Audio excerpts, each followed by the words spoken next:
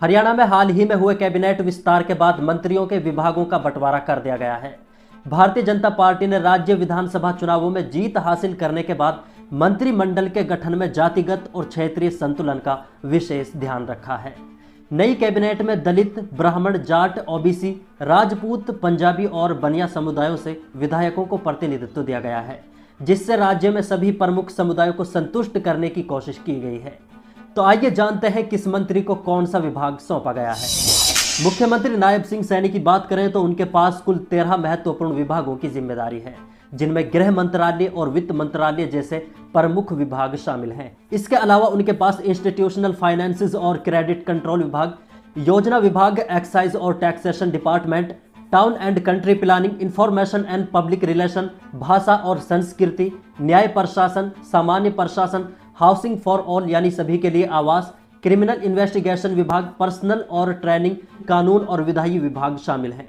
मुख्यमंत्री सैनी के पास ये तमाम महत्वपूर्ण विभाग हैं, जिससे उनकी सरकार में शक्तिशाली स्थिति को साफ तौर पर देखा जा सकता है। पूर्व स्वास्थ्य मंत्री और गृह मंत्री अनिल विज की पावर में कटौती की है। उन्हें अब 3 विभाग सौंपे गए हैं: बिजली मंत्रालय, परिवहन मंत्रालय, लेबर मंत्रालय। हालांकि विज का विभागीय अधिकार सीमित किया गया है, लेकिन बिजली और परिवहन जैसे विभागों का महत्व राज्य की नीतियों और विकास में प्रमुख है। कृष्ण लाल पंवार अपने पहले के कार्यकाल की तरह अपनी ताकत बनाए रखते हुए पंचायत और माइनिंग मंत्रालय की जिम्मेदारी संभालेंगे। इन विभागों में उनके अनुभव और क्षमता का लाभ राज्य को मिलेगा। कृष्ण बेदी को फिर से सोशल जस्टिस मंत्रालय का दायित्व सौंपा गया है। उनके पास सामाजिक न्याय के क्षेत्र में काम करने का पुराना अनुभव है, जिससे इस बार भी उन्हें उसी विभाग में काम जारी रखने का मौका दिया गया है।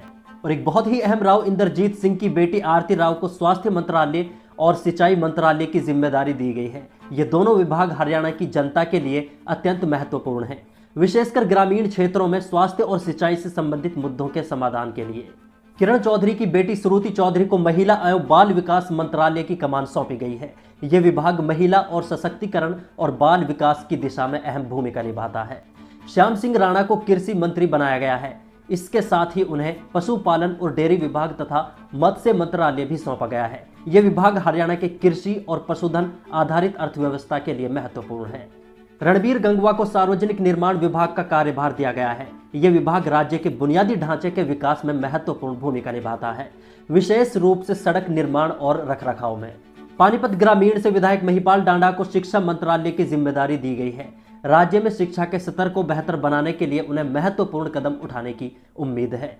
विपुल गोयल को राजस्व एवं आपदा प्रबंधन मंत्रालय, शहरी स्थानीय निकाय और सिविल एविएशन मंत्रालय दिया गया है। ये तीनों विभाग राज्य के आर्थिक और शहरी विकास के लिए बेहद महत्वपूर्ण हैं।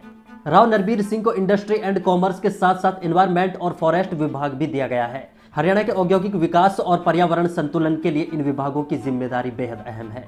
राज्य मंत्री राजेश नागर को खाद्य, नागरिक आपूर्ति एवं उपभोक्ता मामले का स्वतंत्र प्रभार सौंपा गया है। वहीं गौरव गौतम को युवा अधिकारिता एवं उद्यमिता और खेल विभाग का दायित्व दिया गया है। इन दोनों विभागों की जिम्मेदारी से सरकार राज्य में युवाओं को सशक्त बनाने और खेलों के विकास की दिशा में ठोस कदम उठाने की कोशिश कर रही है।